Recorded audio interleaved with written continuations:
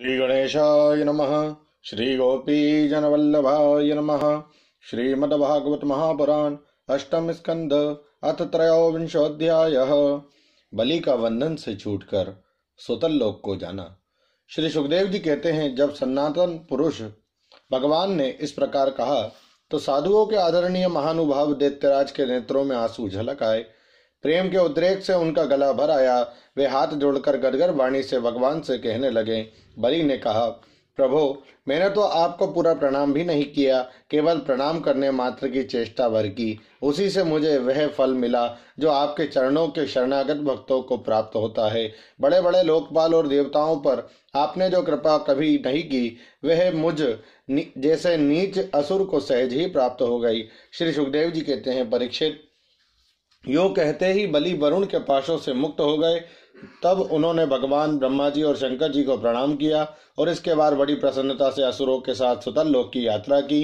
इस प्रकार भगवान ने बलि से स्वर्ग का राज्य लेकर इंद्र को दे दिया, अदिति की कामना पूर्ण की और स्वयं उपेंद्र बनकर वे सारे जगत का शासन करने लगे।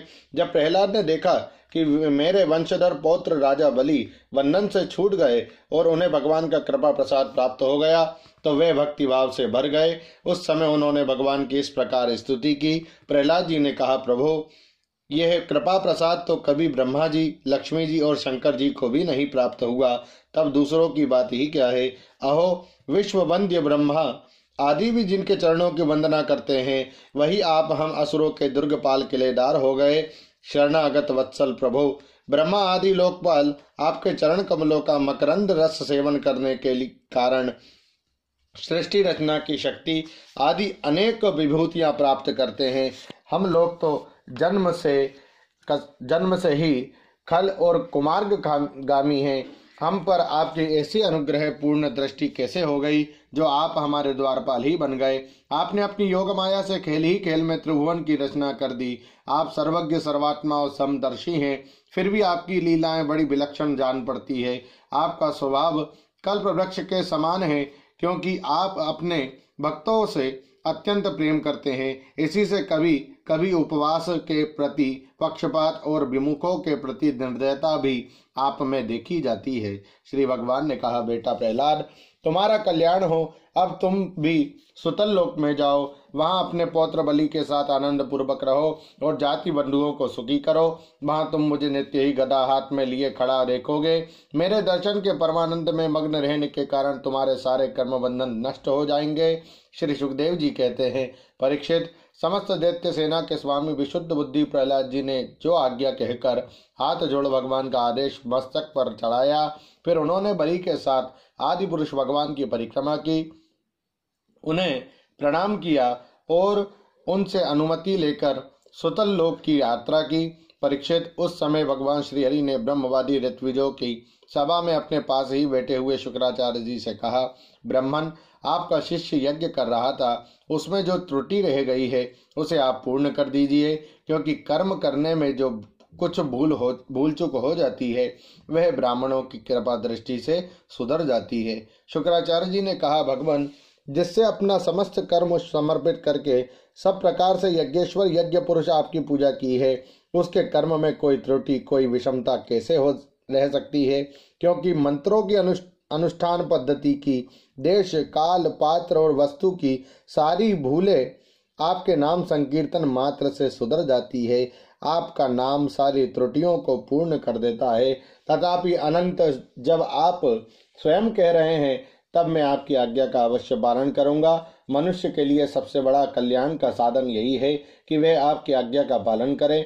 श्री सुखदेव जी कहते हैं, भगवान शुक्राचार्य जी ने भगवान श्री हरि की यह आज्ञा स्वीकार करके दूसरे ब्रह्मर्षियों के साथ बलि के यज्ञ में जो कमी रह गई थी उसे पूर्ण किया। परीक्षित, इस प्रकार वामन भगवान ने बलि से पृथ्वी की भिक्षा मांगकर अपने बड़े भाई इंद्र को स्वर्ग का राज्य दिया, जिसे उनके शत्रुओं ने छीन लिया था। इसके बाद प्रजापतियों के स्वामी ब्रह्मा जी ने देवर्षि पितर मनु, दक्ष, भृगु, अंगिरा, सनत कुमार और शंकर जी के साथ कश्यप एवं अदिति की प्रसन्नता के लिए तथा संपूर्ण प्राणियों के अभ्युदय के लिए समस्त लोक और लोकपालों के स्वामी के पद पर वामन भगवान का अभिषेक कर दिया।